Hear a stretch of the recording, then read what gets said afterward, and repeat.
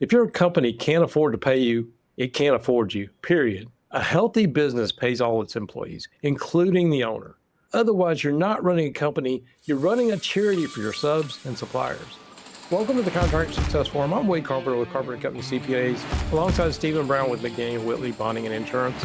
And today we're diving into a deceptively simple question, but one that should be considered very carefully. So, Stephen, I bet you thought this was going to be a pretty cut and dry topic. What do you think? Well, I did at first, but the more I thought about it, the more we talked about it. You're right. Are you running a charity for your subs and suppliers and your employees? This is so important. I think this is one of the reasons you wrote the book Profit First. But the key point is, as an owner of a construction company, you have got to take out an adequate salary for yourself, not to just meet needs of your family, but also to plan where you're also meeting the needs of your company as well and not getting the two out of whack. Right. You can say, hey, I want to live totally through my company and expense everything through my company. And then what does that do?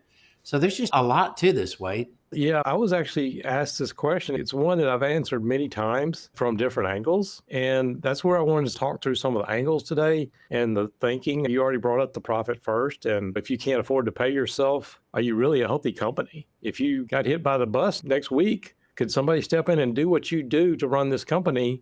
Would they do it for what you pay yourself? But then again, like I said, too few owners really pay themselves properly, or some of them go the other extreme where they take way too much out of the company. There's several things to unpack here, and that's where I wanted to sort of go with today's episode. Yeah. And what kind of sacrifices do you think you have to make to your company that's more important to yourself and your family as well? Yeah. There's the mentality, which I took for many years in my own business. Is like, okay, my employees got to eat. I'm just reinvesting everything back in there. And someday this is all going to pay off. I hear that from contractors all the time because they don't have the cash flow. If you're not able to take a salary, then something's wrong in your business. You need to build it so that you can do that. And Profit First is just one angle of that. But we also have other things like the S-Corporation rules and what is reasonable compensation. So I was just wanting to unpack some of that today. Okay. Well, let's go ahead, because this is not just contractors that have this problem. A lot of business owners do. Yeah, they do. I think back almost 20 years ago, I had an employee that wasn't with me long, but it was middle of tax season. And I think at that time, it was just me and her. I was paying her and running all over the place, not really taking. And she said something to the effect that you're the martyr or something like that. And I was like, yeah, you're not doing this for your health. You're getting paid for it. That sort of hit me the wrong way. But too often we are the martyrs in our business. We take nothing and we just say, okay, we're doing this for everybody else's benefit. And you may be right in the middle of that martyrdom, or you may have not even started your company yet. But either way, you're in a place where you really need to give this some thought and kind of turn things around, don't you? Yeah. So I wanted to sort of attack that from a few different angles. First of all, the entity rules. One thing that a lot of people don't understand is if you're a sole proprietorship or a partnership and paying yourself on a W-2, that's one misconception, is like you're not legally allowed to take a W-2 salary from sole proprietorship or partnership. You can take the draws. You're also going to be hit with the self-employment tax, and that's where we get into all this stuff about S-corporations and avoiding self-employment tax, where people go the complete opposite way. We're going to take everything in draws and avoid all the payroll tax. But then you get into what's called a reasonable compensation issue with the IRS. There's several angles we need to attack here, not the least of which the S-corporation reasonable compensation issue. Do you ever come across that or have people talk about that? I come across it a lot as you get close to the year end, especially with subchapter S corporations. Yeah, and a lot of times that's more of a question about tax. I mean, if you are an S-corporation and you're not paying yourself on W-2, yeah, you're avoiding some self-employment taxes, but you also run the risk of getting this reasonable compensation issue brought up from the IRS. The IRS seems to go in cycles where this becomes an issue in one part of the country versus another. But if you make $100,000 plus and you take it all in draws versus, take zero in salary, you may be asking for the IRS to come in, and they claim that you're avoiding it. They can tax you for all of it, both the employer and the employee side. So that's one of the ways we think about it. If you want to stick with that for a little bit, the reasonable compensation issue from the S corporation, we want to defend against that. So we advise our clients to at least start taking a salary when they need to. How much is reasonable? We've got a service that we actually work with, and we can go in and work with our contractor and say, okay, what do you do in your business? And what would it take to replace you is essentially the question we're asking. And this is what the IRS would say. They're going to claim that all of it probably should be compensation to you if you get into a problem with this. But these reasonable compensation reports is what we look at. We go in and say, what do you do? What's your education level? What would it cost to pay somebody to do what you do in this particular location? Do you have a degree? What level of experience? All of these things play into how much you would have to pay somebody. You mean if you were to go to work for someone else? Yeah, exactly. To do what you're doing in a big city, you probably make more money than, in the suburbs or the rural parts of the country where you couldn't necessarily do that. So a lot of times we're looking at what you do.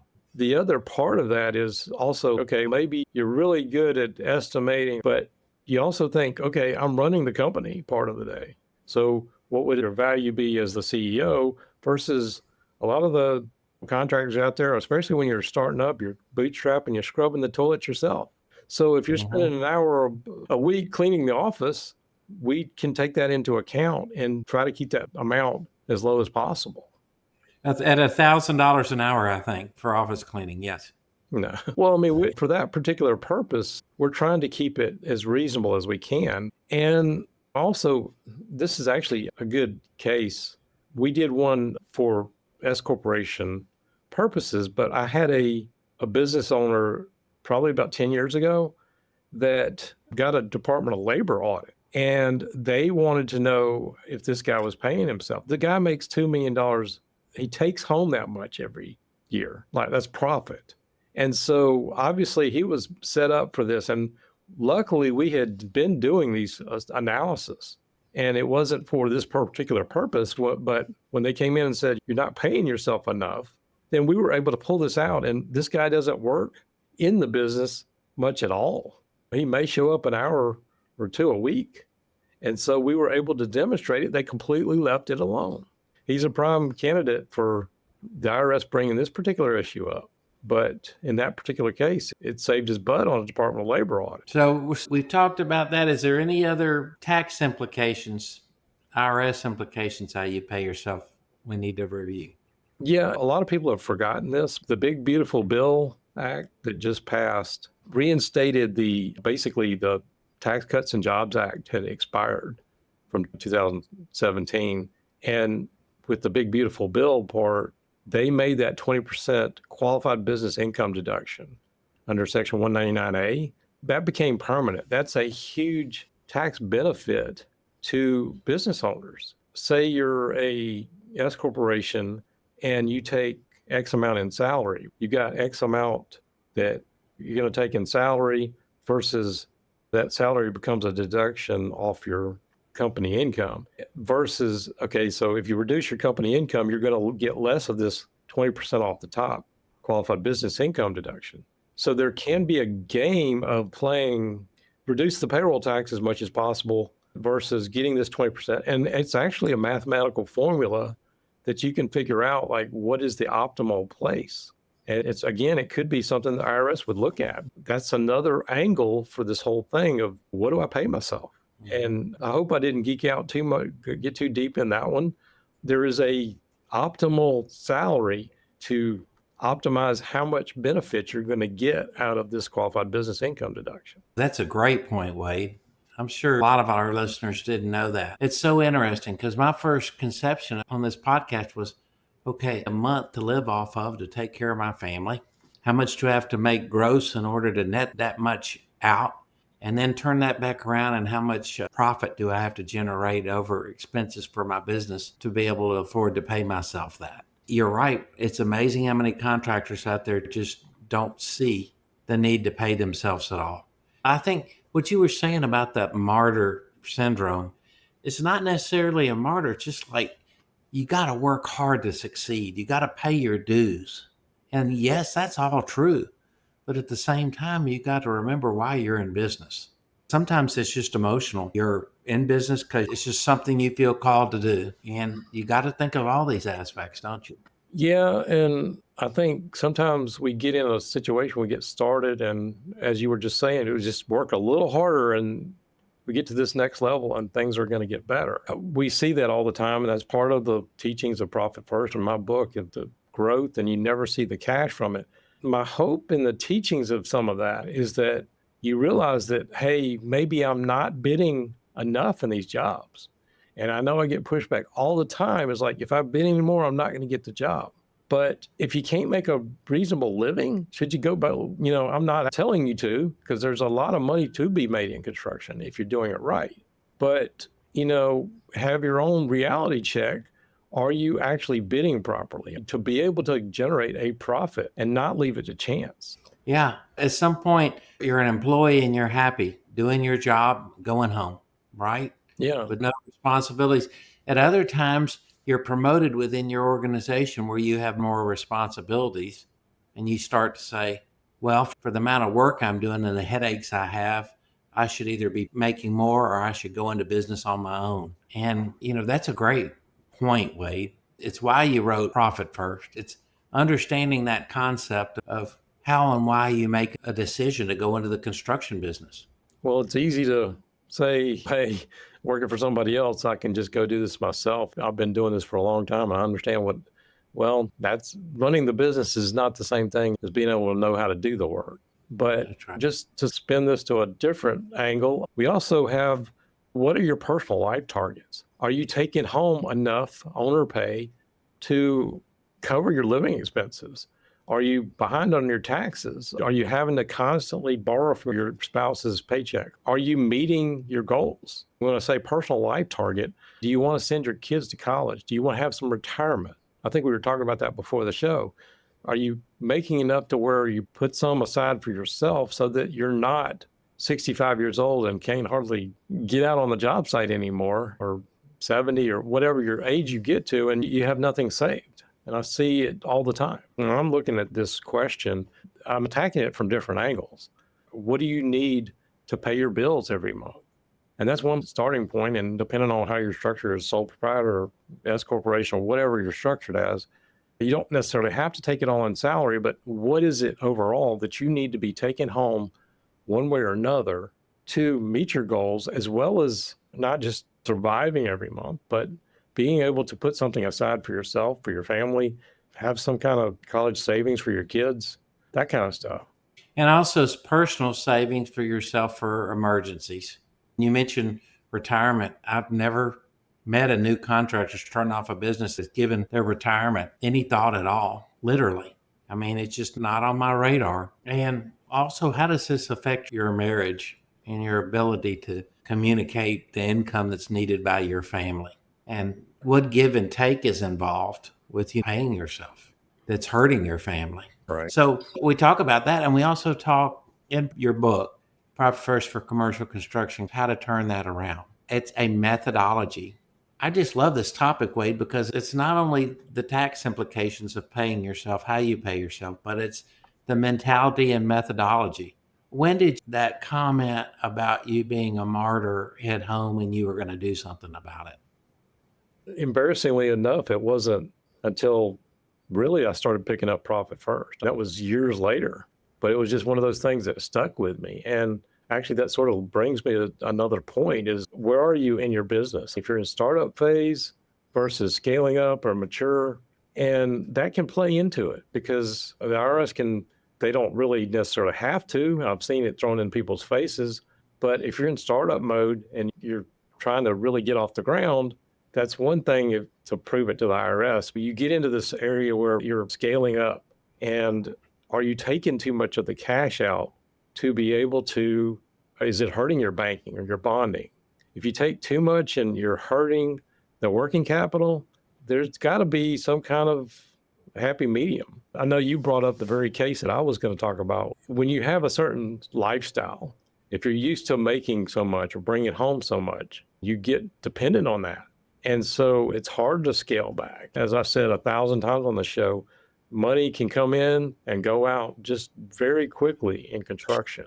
But it's easy to go ahead and take a big old draw and then live life to the fullest. And then once you got those toys and those kind of things, you can't really scale back. Mhm. So that's where we saw a lot of people after 2008, 2010, some of those crashes, people had a hard awakening because they couldn't scale back. How fast can you scale back? So that's making the tough decisions about letting employees go when you have to keep your business afloat. Also, communicating with your family, changing a lifestyle situation that needs to be corrected in some way. This is all a huge part of it. And I get the dream of capitalism should be I make as much money as I can for myself, and that helps everybody.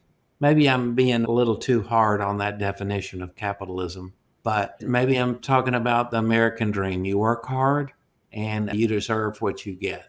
And the more you get, it shows how much better of a worker you are. And we've always said in the Contractor Success Forum, it's better to work smarter than harder in the construction or any industry, to not take on a standard of living that is going to strain you in the future, ever strain you. And that's a hard decision to make because you want to make your family happy. And you also want to say, hey, I have killed myself for the last 5 years for this company. Now I'm going to enjoy the benefits of it. That's another great angle on this thing. I've got specific contractors that I can point to that I just want to shake them and just say, okay, you got a great business here, but you keep dragging all the capital out. And it's just like a teenager. I've heard that the newest generation is starting to save for retirement now, more so than a lot of like my generation. They're recognizing the value. We put a little bit in now, but I use this analogy to say, okay, if you put in a little bit now, by the time you retire, you could be a millionaire, a multimillionaire by just putting something aside. Can we put off some of that self-gratification right now to make sure that we have a healthy company so that we can get to these levels? What I'm trying to figure out is where can we get to this balanced in between underpaying ourselves and overpaying? Right. So this is a great topic and a decision to make because there's a lot of people out there might say, well, look, I need to take the money while I'm young and do these things while I can and never know what the future will hold. And then we were talking about a newer generation putting aside for retirement. And we've also talked in the past about how just savings is done forcefully through Social Security for your retirement. And also, for example, paying your property taxes when you have a mortgage. It's an automatic thing you don't think about. It forces those that don't think about it to think about it, right? So what do you think the next step is here for someone who's listening to this podcast to analyze this and pay themselves properly? Well, again, you just sort of brought one of the profit first things up. You put aside a little bit every paycheck, make sure those property taxes or, the mortgage company escrows it for you. It's the same kind of deal.